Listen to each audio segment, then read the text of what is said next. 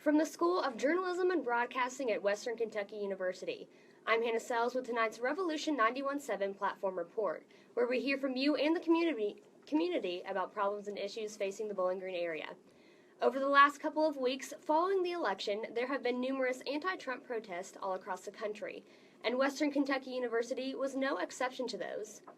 In fact, several protests have happened on WKU's campus, and during one of those protests, students were arrested. Protesters congregated in front of the Residence Hall PFT for a peaceful protest that was approved by WKU, but as the protest grew, it started to draw the attention of not only campus police, but also the Warren County Sheriff's Office. What started out as a group of students holding signs and chanting turned into what some considered a hostile atmosphere that led to the arrest of 5 students for disorderly conduct and failure to disperse. Tonight we will hear from 2 WKU students who were present at the protest, and later on we will discuss post-election safety on campus with an SGA director. WKU reporter Alyssa Kendrick reached out for some Hilltopper reactions about the recent anti-Trump protests. Thank you, Alyssa, for that report. Joining me tonight to continue our discussion about the recent protests on WKU's campus is Bree Phillips, WKU student and co-founder of Soki Riot Girls. Thanks for joining me tonight. Thank you for having me. So how did you become involved with the protest? Essentially, I know after the election, most of the people that I knew wanted to have their voice heard and sort of speak out in a way that got noticed. So we heard about this, me and a few of the other Riot Girls heard about this protest and decided to attend and see what was going on. So we went down there. We were a little bit late to it, the first one, and by the time we had gotten there, things were already loud, and there were already 2 groups facing off against each other, I guess you could say. Mm-hmm. So kind of explain the Riot Girls to me. We started as a group. We started, I think it was last March, as a group to kind of lift the voices up of minorities and focus on intersectional feminism in the community. We've worked with a few nonprofits. We volunteer at places like Foya House and stuff like that, and also serve as an online platform for a lot of people that sometimes feel like their voice isn't getting heard in the community. Okay, so you said that you guys showed up kind of whenever the 2 groups were, facing off against each other. So when do you think that it turned from peaceful to not peaceful, if you think that it was not peaceful at all? I do think that towards the end of the protest it could have been handled a lot differently, but I did notice that it was not the original groups that were there that were causing the issues. None of the issues were inherently violent. There were no large fights or anything like that. And I think people, as they started to get drawn in, the point of the protest sort of got lost in the people who were joining as they walked past. So did you kind of foresee the protest getting out of hand? Did you kind of expect it to? Well, I've been to several protests now, and this is the only one that I felt got out of hand and escalated to that point that I've been to. I've been to one in Louisville as well, and we've had a couple ourselves, and those have been extremely peaceful. The police have worked with people, and I've never seen anything like this, at least in Bowling Green. So the Warren County Sheriff's Office issued a statement that said, law enforcement officials want to remind the public that you are entitled to your right to protest in a peaceful manner. However, once criminal behavior is exhibited, criminal arrests will be made to maintain order and ensure safety of the public. So what is your opinion of the arrests that happen? I feel like the arrests were made as a statement rather than actually arresting people that deserve to be arrested. There were people there that probably could have had charges brought against them, especially for things like harassment. But from my knowledge that I've gathered on the situation, the people who were arrested weren't really doing anything, and a couple of them weren't even really part of the protests. They just lived at the dorms around the area. So I feel like the arrests were made as more of a statement to break the crowd up, which is not reasons people should actually be arrested at all. So you don't believe that any criminal behavior was exhibited for them to be arrested at all? I mean, As far as criminal charges go, I don't feel like in any other situation, if it was outside of a protest, that arrest would have been made. I think the worst thing I saw happen was a flag was stolen from someone in the crowd, and that started a little scuffle, but those people were not the people arrested. So the video actually that I've seen of the girl getting arrested was actually she was just standing there peacefully in the crowd, and they grabbed her out of the crowd. So how do you think that things could have been handled a little bit differently? I've seen it happen. I've been to several protests where police work with the protesters to keep things peaceful instead of sort of agitating the situation. The police came in blazing lights, sirens, everything like that. It really escalated the situation, whereas I feel like it could have been diffused, and the protesters could have been kept calm had they worked with the protesters in the organization. That's something I've seen Nashville cops be really good at.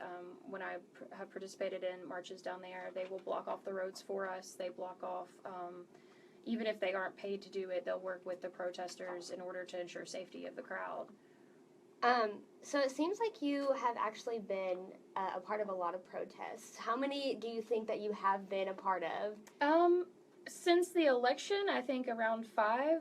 However, I've been attempting to get out and participate in stuff like this for a couple years now. So, I mean, I've seen it go very wrong, and I've seen it go very right, and there's ways to do it.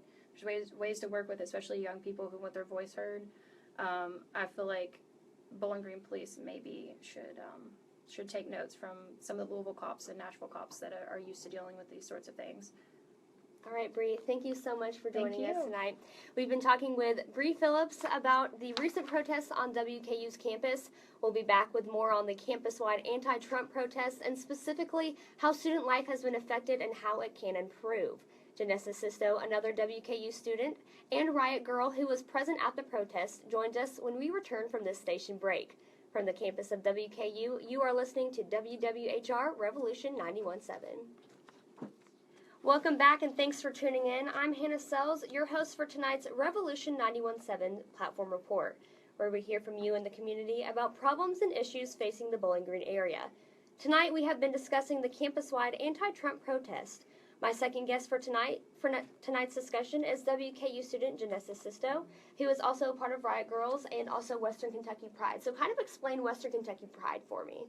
Well, West Kentucky Pride is an attempt to bring a more localized version of Pride to a means where we can kind of keep a contain on it and do more local things, have local chapters that can help build things like school-wide gay-straight alliances, organize members in the community who can get active. For instance, I'm a community director for Bowling Green itself. We have a community director for Hopkinsville. It's more down to earth about the people who are from here, and we can help, build in local government, people who are allied with us. So as a director, have you noticed a difference on campus after the election? Absolutely. Campus used to be a really centralized, we're all in this together kind of experience, and since the election, it's really felt like an us against them kind of situation. There's definitely a very strong divide, and working on campus day in and day out, I definitely noticed an immediate change the day after the election. It was very solemn, very quiet, very mournful in a sense. You were at one of the protests, the one that was near PFT, so kind of explain your emotions that went on during that. Oh, it started as pride to be a part of democracy in the making, because protests are democracy at its most basic form. And it very quickly turned to fear, because I realized what the next 4 years could essentially look like, with people trying to use their voices to speak out and to be heard and to make a difference, and to have that crushed by not only their peers and people who used to be close and work in conjunction with, but our local police as well. That was a very heartbreaking experience from the start, when they came in instead of to help us, to get rid of us. There was no silence when they first arrived. There were instant sirens, and they left them on as a means to disperse us, rather than work with us and allow us to use our voices. So, how do you think that this election has affected student life then? Especially, you kind of mentioned relationships a little bit in what you just said. Things are much more tense. I know, for instance, there have been a lot of instances of professors singling students out based on their personal beliefs.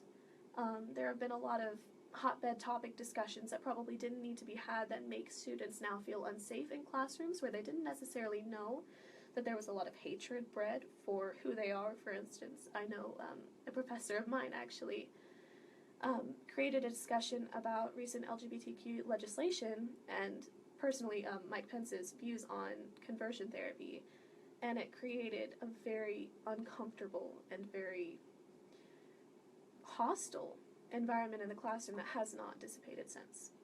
So, do you think that like chalk messages and stuff that have been showing around on campus are kind of lightening the mood, do you think? Yes, the ones that are appearing now, I know it started out as a very hateful thing. There were a lot of very anti-LGBTQ messages appearing on campus, but the people who have been organizing the love is love and the peaceful, happy messages have definitely made a difference. And it has, it lets us know that there are people out there who also just want to love and be loved. For really quick for us, Janessa, what do you think that WKU students can do to come together despite differences? Focus more on what you can do rather than who you can oppress. Get active in your local government, your city commission, your city council. Do what you can. Get active and vocalize instead of, work against. Thank you so much, Janessa. We've been talking with Janessa Sisso about how student life has been affected by the recent protests on WKU's campus and how Hilltopper unity can be mended for the future. Coming up after the break, Alyssa Kendrick will talk to Joshua Knight, SGA's Director of Academic and Student Affairs, about post-election safety on campus.